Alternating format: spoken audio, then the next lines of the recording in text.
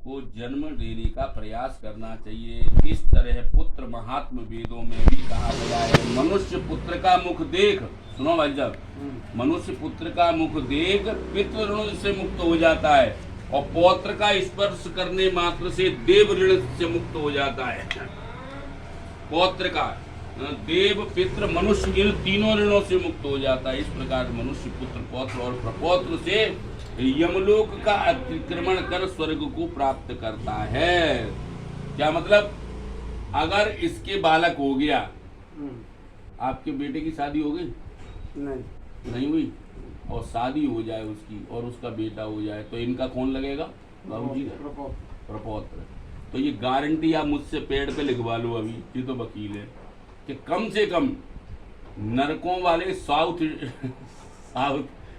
Indian south gate से तो entry है ही नहीं है इनकी।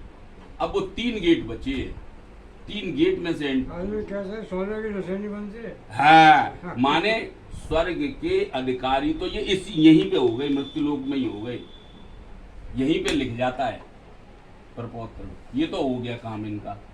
अब रही बात, अब ऊंची स्थिति प्राप्त करना या उसके बाद में पुण्य भोग करके जन्म लेना, तो उसके लिए पुण्य और सदाचार का पालन करते हुए आगे भी जीवन जीते रहना है। ये नहीं क्या है प्रपौत्र देख लो तो हमको तो स्वर्ग मिलेगा, स्वर्ग सीढ़ी चढ़ गए है काम, अब हमें कछु करना ही ना है। फिर है बूढ़े है फिर लड़ाई झगड़ा करवा रहे सास बहू में और न्यो तो फलाने, ये ड्रामेबाजी नहीं होगी। फिर और ज्यादा आत्म प्रपौत्र देख लिया, फिर तो माला ले गए, 50-100 माला सवेरे, 50-100 माला शाम को, और ठंडाई में छान ली अपने चकाचक, भगवान के ध्यान में लगे हुए हैं। ऐसे जीवन बीतना चाहिए, भगवान और माला, तो आनंद है गुरु। केवल जाई के चक्कर में आ रही कि मैंने तो प्रपौत्र देख लो, स्वर्ग सीढ़ी चढ़ो, अब क्या करना हुआ, ये चीज नहीं, ये अकर्मण्यता है। ऐसे भी लोग करते हैं बहुत जगह। तो माने ये कह रहे हैं कि प्रपौत्र से यमलोक का अतिक्रमण हो जाता है, क्रॉस हो जाता है आदमी, वहां कोई मतलब नहीं है उसको। ब्राह्म, एक और बात सुनो, बहुत एक लाइन बड़ी पॉइंट टू बी नोटेड है। ब्राह्म विवाह द्वारा विवाहित स्त्री का पुत्र स्वर्ग में ले जाता है, और अविवाहिता किसी स्त्री से जो पुत्र होता है वह पिता को नरक में ले जाता है। पुत्र किसको कहते हैं ये भी ध्यान रखो।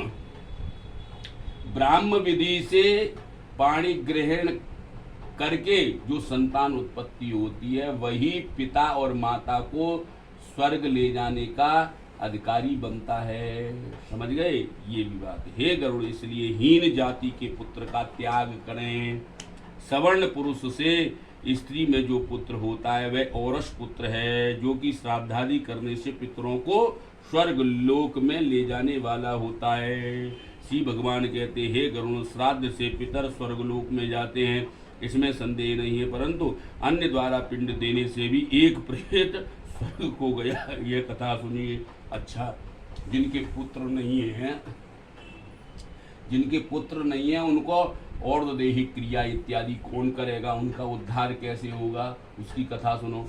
तो किसी दूसरे के पिंड देने से भी किसी का उद्धार हो जाता है, ऐसा भी है, लेकिन उसके लिए कुछ न कुछ व्यवस्था होनी चाहिए। इसलिए भगवान कहते इस विषय में पुरातन इतिहास कहता हूँ, जिसमें और दो दैहिक दान का महात्म्य है। तो वो कथा क्या है? एक गरुड़, प्राचीन काल में त्रेता युग में अति सुंदर महोदय। अब ये कथा सुन लो छोटी, ये पौराणिक कथा है जो भगवान ने सुनाई। हे गरुड़, जिसके पुत्र नहीं था, है ना, वो कथा है, तो उसका उद्धार कैसे हुआ? हे गरुड़, प्राचीन काल में त्रेता युग में अति सुंदर महोदय नामक पुर में बब्रू वाहन नामक एक बलवान और धर्मनिष्ठ राजा था। वह यज्ञ दान करने वाला, ब्राह्मणों का सत्कार करने वाला, शील आचार आदि गुणों से संपन्न तथा क्षत्रिय धर्मयुक्त राजा था। वह दंडनीय पुरुषों को दंड देता था और औरस पुत्र की भांति प्रजा की रक्षा धर्मपूर्वक करता था। किसी दिन उस महान पराक्रमी राजा ने सेना सहित शिकार खेलने की इच्छा कर नाना प्रकार के वृक्षों से समन्वित गहन वन में प्रवेश किया। नाना प्रकार के मृगों के समूह तथा नाना प्रकार के पक्षी जहाँ शब्द कर रहे थे, ऐसे वन में राजा ने दूर से एक मृग को देखा। उस राजा ने दूर से अति तीक्ष्ण मृगभेदी बाण मृग पर छोड़ा, पर वह नहीं मरा, अपितु राजा के चलाए हुए उस बाण को लेकर वह वन में प्रवेश कर गया। राजा ने मृग को नहीं देखा, केवल मार्ग में रुधिर गिरा हुआ दिखाई दिया। उसके अनुसार राजा उस मृग के पीछे जाता हुआ किसी दूसरे वन में पहुंच गया। खून को देख करके रास्ते में चलता रहा। मार्ग चलने के श्रम से क्षुधा प्रसाद द्वारा कंठ सूख जाने से तथा धूप लगने से राजा का चित्त विह्वल हो गया। इस प्रकार चलते चलते तालाब को देख राजा ने घोड़े सहित जल में प्रवेश किया। राजा अश्रु से उतर कमल के सुगंध से व्याप्त इस शीतल जल का पान करने से स्वस्थ चित्त हो गया। राजा ने उस समय वहां से एक वट वृक्ष को देखा। उसकी छाया को देखते ही मन को हरने वाली विचित्र डालों से युक्त और पक्षियों के संग से शब्दायमान संपूर्ण वन के ध्वजा सदृश स्थित ऐसे वृक्ष मूल का आश्रय लेकर वह राजा बैठ गया। राजा ने एक प्रेत को देखा। उस प्रेत की क्षुधा तथा आदि से इंद्रियां व्याकुल थी। उस ऊंचे केस वाले मेले शरीर वाले कुबड़े मांस रहित भयानक रूप वाले प्रेत को राजा ने आश्चर्य युक्त हो देखा। और प्रेत ने भी भयंकर वन में आए हुए राजा को देख प्रसन्न चित्त हो राजा के पास जाकर उससे यह कहा। एक प्रेत को देखा वहां पर जहाँ राजा ठहरा था। अब क्या कहता है देखो, हे राजन, आपके संयोग से प्रेतत्व को त्याग उत्तम गति को प्राप्त हो मैं अपने आप को धन्य मानता हूँ। प्रेत के ऐसे वचन सुन राजा बोले, हे प्रेत, काल रूप और भयानक मुख ऐसे अमांगलिक प्रेत रूप को किस कर्म योग से तुमने प्राप्त किया? तेरी ये स्थिति, ऐसा कुरूप स्वरूप, तेरी प्रेत योनि कैसे हो गई? ये राजा ने पूछा। अब देखो, तुम इस प्रेतत्व के कारण को मुझसे कहो, और तुम कौन हो? किस दान से तुम्हारा प्रेतत्व छूटेगा वह भी मुझसे कहो। अब राजा ने प्रेत से ही पूछा, बता तेरा प्रेतत्व कैसे छूटेगा?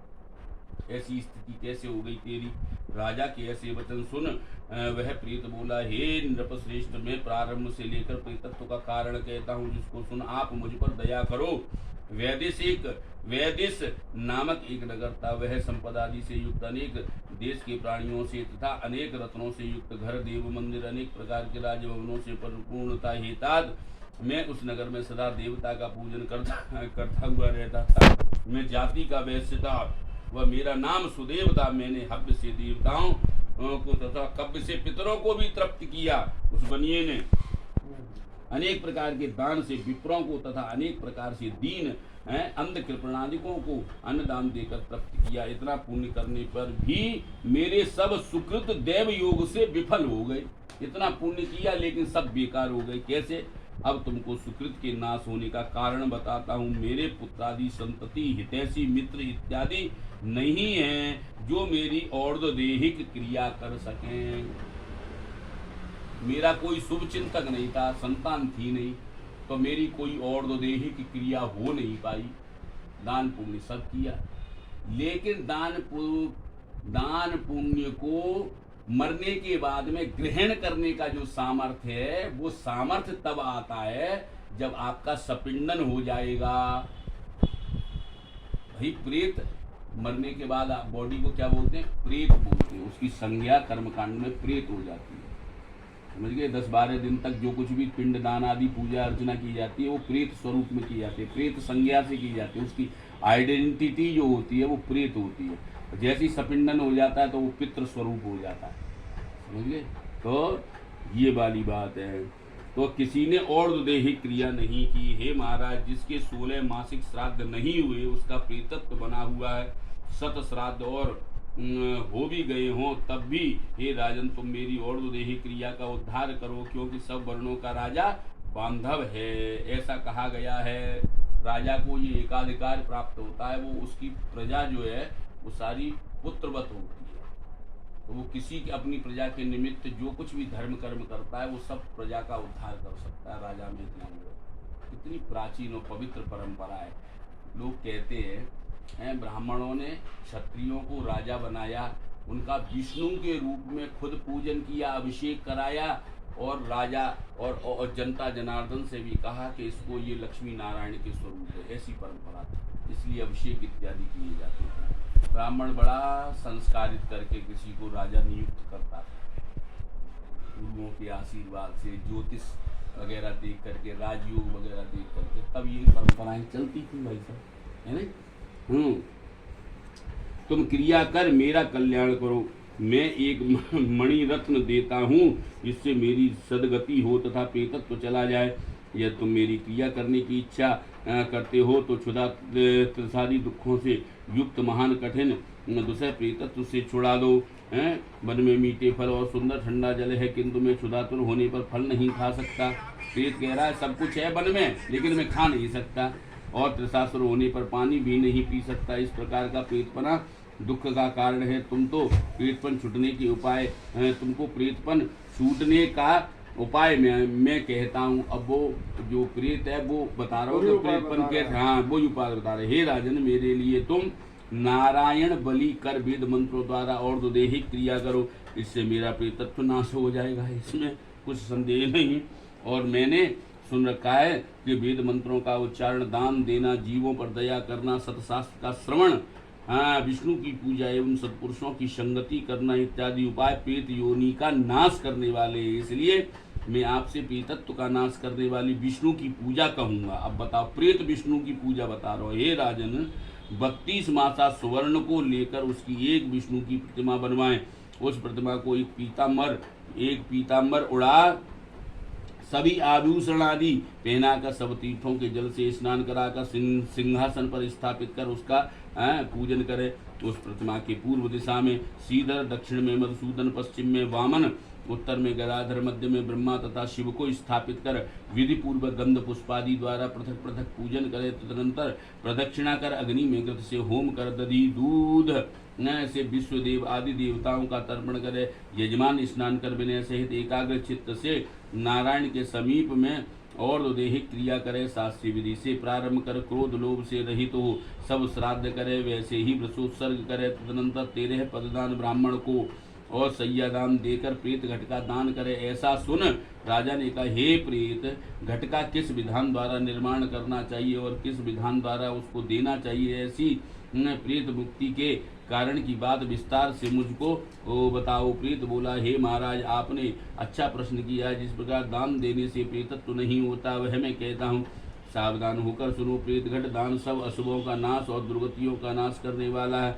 वह सब लोग से दुर्लभ है। सुंदर सुवर्ण में एक घट को बनाकर उसके ऊपर ब्रह्मा, विष्णु, महेश्वर, लोकपाल आदि नाम लिखकर दूध तथा घृत से भर, हे राजन, भक्ति से नमस्कार कर ब्राह्मण को दान करे। और कोई दान करने की आवश्यकता नहीं, क्योंकि वह सबसे उत्तम दान है।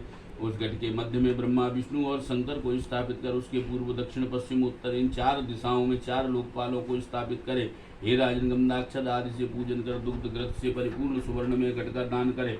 सब दानों में घट का दान महापातक आदि का नाश करने वाला है। इस दान को श्रद्धा से करने से प्रेतत्व नष्ट हो जाता है। यह बात राजा से प्रेत ने कही। भगवान बोले, भगवान कह रहे हैं गरुड़ से, हे गरुड़, प्रेत और बब्रू वाहन राजा जब आपस में बातें कर रहे थे, उसी समय राजा का हाथी, घोड़ा, रथ और उनकी सेना वहां आ गई। इससे वह प्रेत राजा को नमस्कार तथा प्रार्थना कर महामणि राजा को अर्पण कर वहां से चला गया।